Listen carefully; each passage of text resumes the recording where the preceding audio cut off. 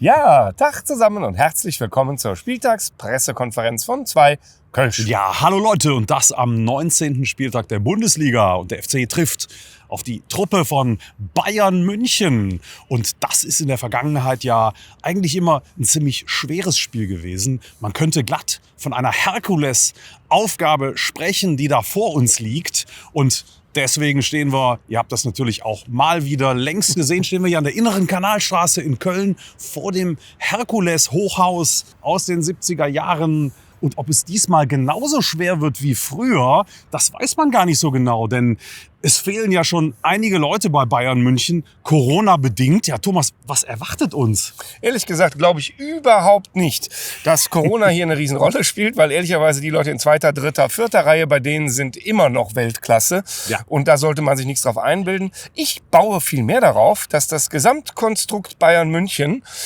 so langsam ans Bröckeln gerät. Das konnte man ja sehen in dieser letzten Versammlung da. Ne? Also der Vorstand tut sich nicht so leicht. Mhm. Also ich sehe da doch ein bisschen Machtvakuum, oder wie siehst du das? Naja, also du sprichst die Diskussion um Katar auf dieser Mitgliederversammlung an. Richtig. Und da muss man an erster Stelle natürlich mal den Hut ziehen vor den Bayern-Fans, zumindest vor denjenigen, die die Zeichen der Zeit erkannt haben und die erkannt haben, wir müssen hier intervenieren, weil unser Verein auf einem völlig falschen Weg ist. Ne? Wir kennen das im Übrigen auch vom FC. Da hat es auch teilweise Entwicklung gegeben, ich sage nur in Richtung China. Da sind auch Leute auf die Barrikaden gegangen und das ist auch richtig so. Und die Art und Weise, wie die Bayern-Führung, also nicht nur auf der Versammlung, der Versammlungsleiter, das war ja also an Lächerlichkeit nicht mehr zu überbieten, wie er dem Jungen da das Wort abgedreht hat. Auch die Führung, muss man sagen, also Kahn und Salihamidzic, wie die das nachher kommentiert haben, ist einfach nur erbärmlich. Ja. Und ehrlicherweise kann mir niemand sagen, dass dieses Verhalten in der Mannschaft keine Rolle spielt. Also nicht nur bei den Fans ist das ein Thema, sondern letztlich wird es eine Mannschaft auch erreichen. Und der ein oder andere wird trotz vielen Millionen auf dem Konto doch das Herz an der richtigen Stelle haben und auch schon ahnen, dass man mit so Läden, wo es Menschenrechtsverletzungen gibt, bis zum Abwinken auf die Art und Weise eigentlich nicht verfahren kann oder mindestens mal diskutieren muss. Da würde ich mal drauf bauen, dass das ein Thema ist, auch in der Mannschaft. Ja, absolut. Und mündige Spieler oder Führungsspieler, die werden bei Bayern München ja so langsam auch ein bisschen knapp, denke ich mal. Ne? Also Lewandowski, Neuer, ein Thomas Müller, wenn die mal nicht mehr da sind und allzu fern ist dieser Tag nicht mehr. Ich glaube, dass die an der Stelle auch richtig Probleme kriegen werden. Also wenn die Führung und auch in der Mannschaft die Führungsspieler, wenn die nicht mehr die Qualität bringen, wie es jetzt ein Rummenigge, Hoeneß plus die von mir eben genannten, wie sie es einfach drauf haben, bei aller Kritik, die wir an denen auch haben, dann wird es eventuell ein bisschen dünn bei Bayern München. Und dann könnte es tatsächlich so sein, dass die 10. Meisterschaft erstmal die letzte sein wird auf ein paar Jahre. Ja, möglicherweise wird dann unser Wunsch fürs Jahr, geht dann in Erfüllung. Und zwar nicht nur für das nächste Spiel. Die haben es uns nämlich natürlich wieder auf das Shirt geschrieben. Ja. Und da steht Bayern fort. Katar Boykott. Ja, Leute, ihr seht, wir haben die Shirts noch nicht an. Die kommen morgen aus dem Druck, aber pünktlich zum Spieltag werden wir sie natürlich anhaben. Aber was wir dabei haben sind 2 Kölsch auf 3 Punkte. Prösterchen, Leute. Fast wichtiger, ne? Ja, viel wichtiger.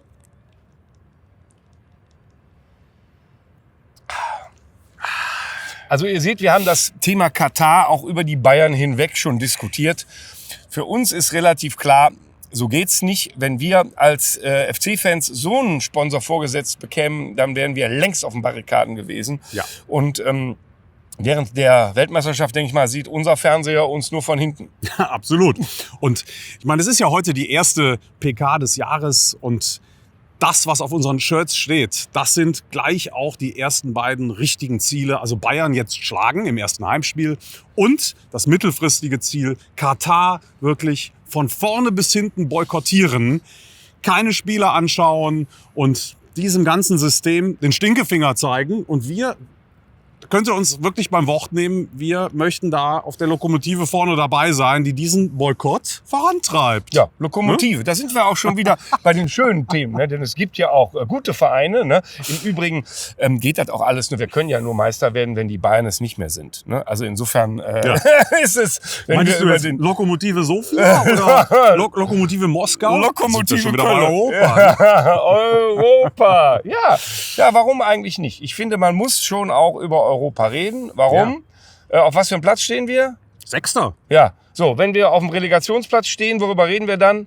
Über einen Abstieg. Ne? Ja. Also wenn wir auf Platz 6 stehen, worüber reden wir dann?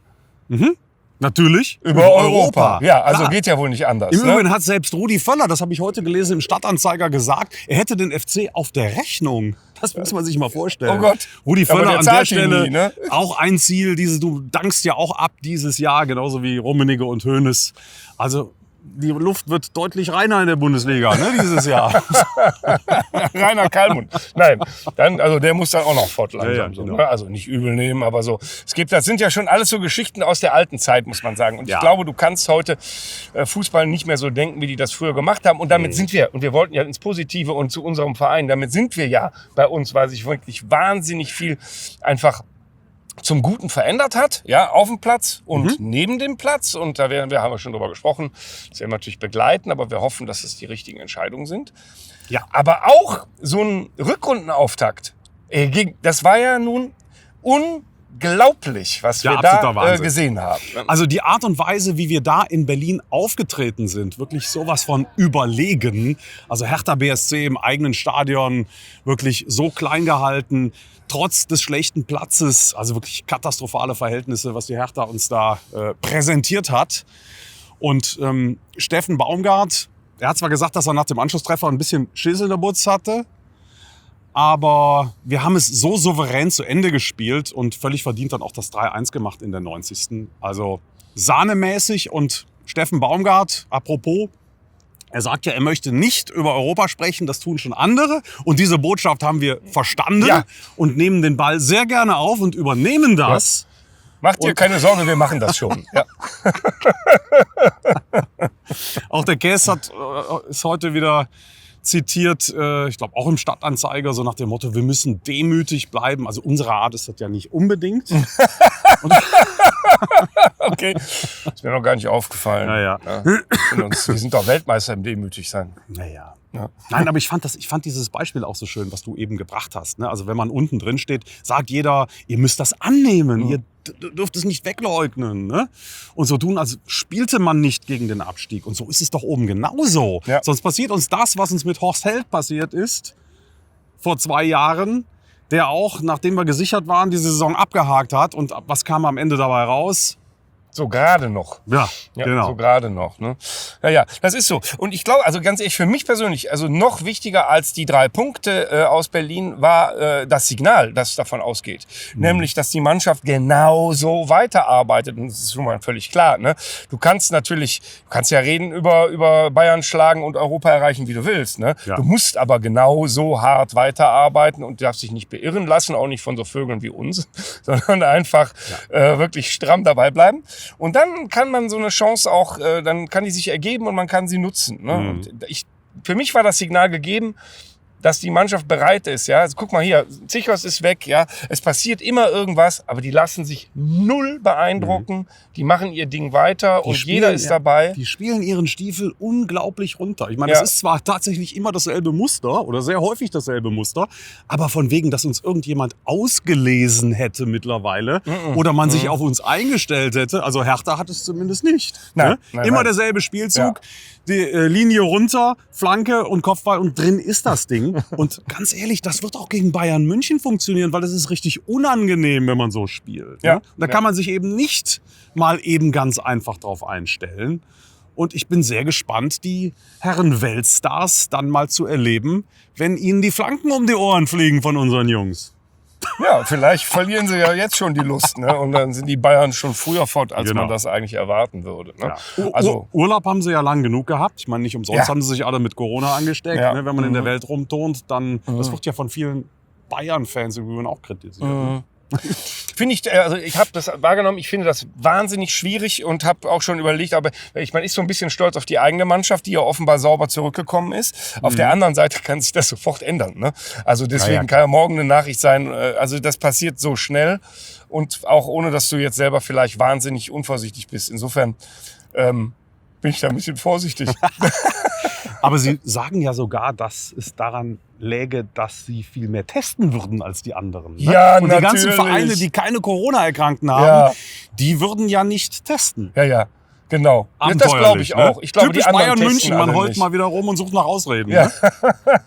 Ne? Also, ich bin auf die Ausreden nach dem Spiel gespannt und freue mich wahnsinnig drauf. Ne? Und würde mal sagen, darauf gibt es auch nochmal 2 Kölsch. Auf 3 Punkte und selbst wenn wir die nicht holen, das zweite mittelfristige Ziel auf unseren Shirts, das werden wir auf jeden Fall in Angriff nehmen. Und das werden wir zu 100% erreichen. Absolut. Katar-Boykott. Prost, Leute.